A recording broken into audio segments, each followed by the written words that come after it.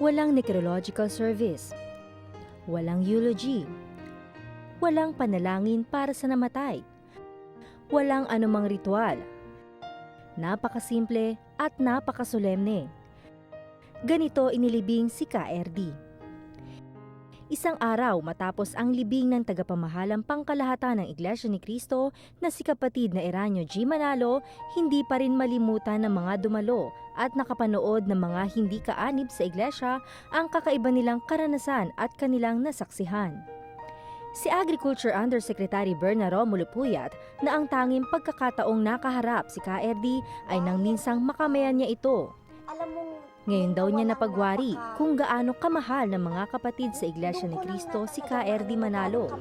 At batay niya sa nakita niyang pagbuhos ng pamimigati at pagmamahal ay natanto niya kung anong uring tao si KRD. Nakapag-attend na ako ng funeral ng maraming tao. Ngayon lang ako nakapag-experience ng ganon, yung iyak galing sa loob. Nung dumadating na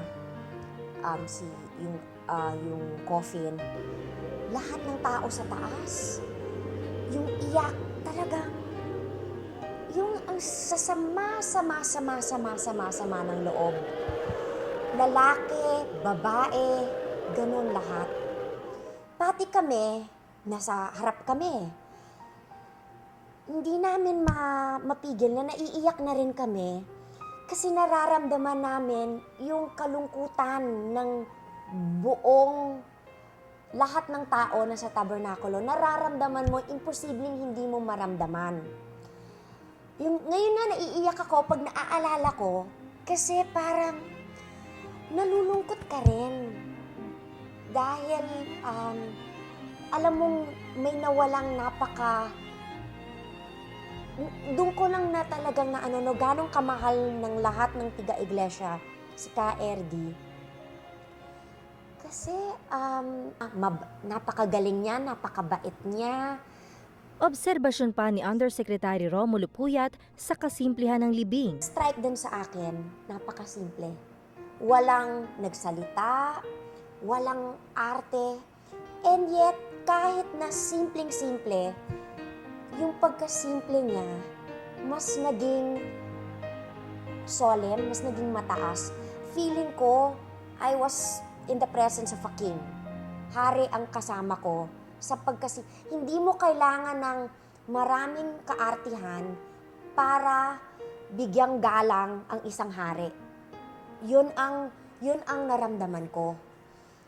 Ito rin anya ang naging daan para maunawaan niya ang pananampalataya ng mga kaanib sa Iglesia ni Cristo.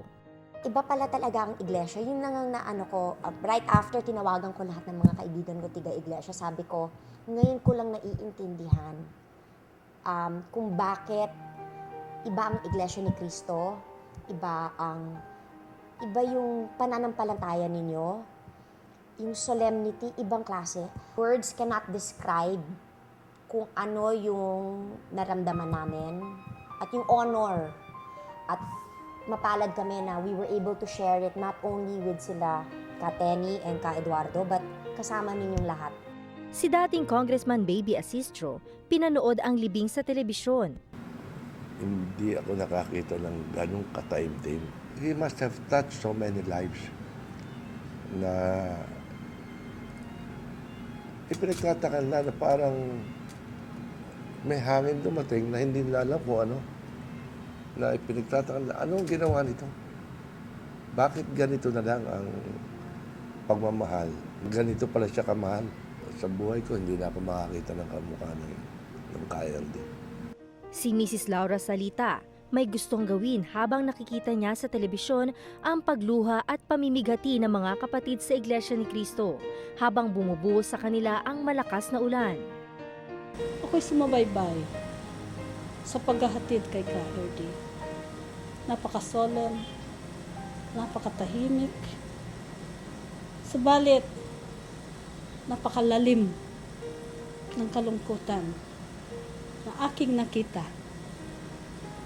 Higit sa nakakaraming kapatid na nasa labas, inuulan, kung kaya ko lamang silang yakapin isa't isa, para ipahatid na isa ako sa nakikiramay, I would have gladly done that.